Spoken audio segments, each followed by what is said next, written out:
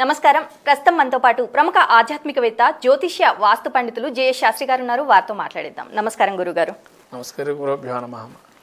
గురుగారు, సెప్టెంబర్ నెలలో ద్వితీయార్థంలో మరి ద్వాదశ రాశుల వారికి ఎలా ఉండబోతుంది? అంటే సెప్టెంబర్ 15 నుంచి 30వ తారీఖు వరకు ద్వాదశ రాశుల వారిపైన ఎలాంటి ప్రభావం పడే అవకాశం ఉంది అంటారు? ముందుగా తెలియచేయండి.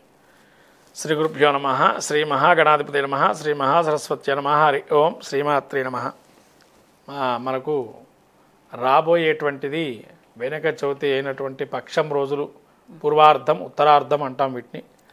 సెప్టెంబర్ మాసం ఉత్తరార్ధం అంటే ఆ తర్వాత పక్షం రోజులు ఏవైతే ఉన్నాయో 15 రోజులకు కాను, పౌర్ణమి తర్వాత దగ్గరగా ఉంటుంది. రాశి సంచారం అనేది ఏదైతే ప్రతి నెల కూడా మనం ఎవరి ఇబ్బందులు వాళ్ళకు ఉంటూ ఉంటాయి. కాబట్టి ఏం చేస్తే బాగుంటుంది అనేది అందరూ తెలుసుకోవడానికి ప్రయత్నం చేస్తుంటారు నవగ్రహ కలయికలు బట్టి.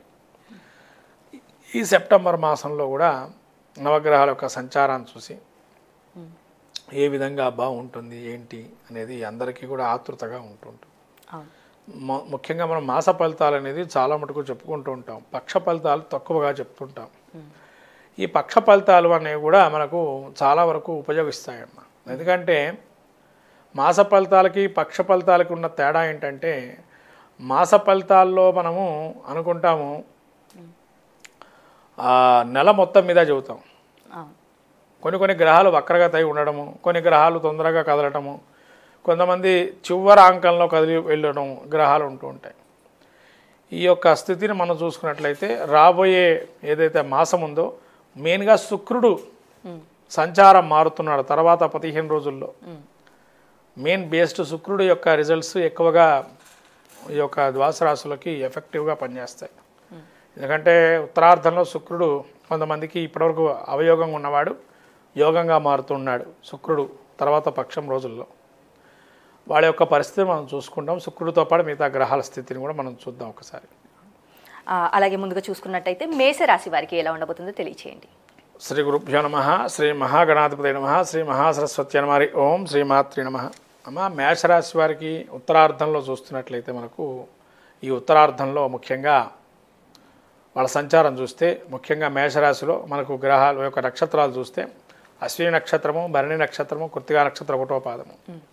ఈ నక్షత్రాదులు ఉన్నవాళ్ళు ముఖ్యంగా మేషరాశి వారికి ఉత్తరార్ధంలో గ్రహ సంచారం చూస్తే శుక్రుడు 15వ తారీఖు నుంచి తులలో సంచారం చేస్తున్నాడు. అంటే 6వ స్థానంలో సంచారము.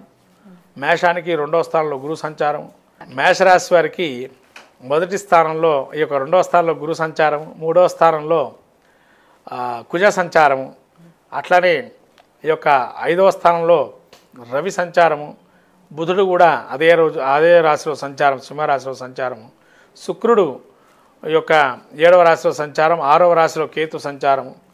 అట్లానే మనకు శని యొక్క వక్రగతి వల్ల 10వ రాశిలో సంచారము, 12లో రాహు ఉన్నాడు.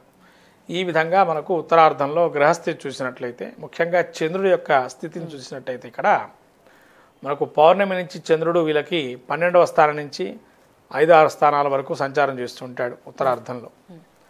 మొత్తం మీద గ్రహస్థితి చూసినట్లయితే వీరికి శుక్రుడు ఎప్పుడైతే 7లో ప్రవేశిస్తున్నాడో చాలా అద్భుతమైన కాలం మేషరాశి వారికి. ఆ 15 రోజుల పాటు కూడా అద్భుతమైన ఫలితాలు ఉంటాయి శుక్రుడి వల్ల. అట్లానే గురువు 2లో సంచారం చేయటం వల్ల కూడా అద్భుతమైన ఫలితాలు, ముఖ్యంగా కుటుంబంలో ధనరాబడి అవన్నీ కూడా జరుగుతుంటాయి. ఏదైనా కొత్త వ్యక్తుల పరిచయాల వల్ల డబ్బు రాబడి కలుగుతుంటుంది. అంటే వ్యాపారంలో కానీ, భాగస్వామ్యంలో కానీ, భాగస్వామ్య వ్యాపారంలో కానీ మంచి ఫలితాలు గోచరిస్తున్నాయి. అట్లనే 3లో కుజుడు సంచారం వల్ల తోబుట్టువుల కూడా అనుకూలమైన వాతావరణం ఏర్పడుతుంది. మీకు చాలా ప్రకృతిగా సహకరించే వాళ్ళు ఎక్కువ మంది తయారై మీరు కూడా సహకరించే గుణాలు మీకు కూడా ఉండి అట్లా పరస్పరమైన అవగాహనతో కొన్ని పనులు ముందరకు వెళ్తుంటాయి. తర్వాత రవి బుధులు ఈ యొక్క 5వ రాశిలో సంచారం వల్ల, ముఖ్యంగా రవి బుధులు కలవటం మేషరాశి యొక్క సింహరాశిలో కలవటం వల్ల కూడా మంచి తెలివితేటలు, సభాగౌరవం, ఎక్కడ వెళ్ళినా మంచి మిమ్మల్ని ఆధారంగా చూడటము ఇవన్నీ కూడా ఉంటాయి. కానీ వీరికి చిన్న విషయం ఏంటంటే పైత్యం అంటే ఉన్నకుండగా కొంత అనారోగ్యం వస్తుంది బుధుడి వల్ల. అంటే భోజనం సరైన వేళలో తినాలి. మేషరాశి వారు ఈ 15 రోజుల్లో భోజనం సకాలంలో చేస్తే బుధుడు ఇచ్చేటువంటి కొన్ని తగ్గుతాయండి. పేర్లు తెచ్చుకున్న చోట కొంత ఇబ్బందులు కలగజేసే అవకాశం ఉంటుంది బుధుడి వల్ల. ఇప్పుడు జాగ్రత్తగా ఉండండి. బుధుడు సంచారం వ్యతిరేకంగా ఉంది కాబట్టి శ్వాసకోశకానికి సంబంధించినటువంటివి కానీ ఏమైనా ఇబ్బందులు వస్తే వెంటనే వాటికి డాక్టర్ సంపాదించి తగు చర్యలు తీసుకోవటం మంచిది. 6వ స్థానంలో కేతు సంచారం వల్ల ఆకస్మికమైనటువంటి ధనలాభాలు, ఆకస్మికమైన కొన్ని విచక్షణారహితమైనటువంటి ప్రయాణాలు జరిగే అవకాశం ఉంటుంది. అట్లనే శుక్రుడు 7వ స్థాన సంచారం వల్ల భార్యాభర్తల అనురాగం కానీ దాంపత్యం కానీ బాగుంటుంది. ఒకచో ఈ శుక్రుడు 7వ స్థానంలో ఉండడం వల్ల ఒక దారి మార్గం ఏర్పడడానికి అవకాశం ఉంటుంది. దాంపత్యానికి కావచ్చు, లేదా ఇతరత్ర ఎదుటి మనిషితో మాట్లాడేటప్పుడు ఏ విధంగా మనం మాట్లాడితే మనకు సమస్య పూర్తి అవుతుంది అనే దాని గురించి. కొన్ని అధికారుల వల్ల ఇబ్బందులు మాత్రం ఉంటాయి ఎన్ని బాగున్నా కూడా, కాబట్టి వాటి వల్ల జాగ్రత్తగా ఉండండి. అధికారుల వల్ల సంయమనం పాటిస్తూ మాట్లాడటం మంచిది. నోరుంది కదా అని పారేసుకోవటం వల్ల అనవసరంగా ఉద్యోగంలో ఇబ్బందులు పడతారు. 12లో రాహు సంచారం వల్ల నిరాశ నిస్పృహలు ఏర్పడుతుంటాయి. నిరాశ చెందకండి, నిస్పృహతో ఉండకండి.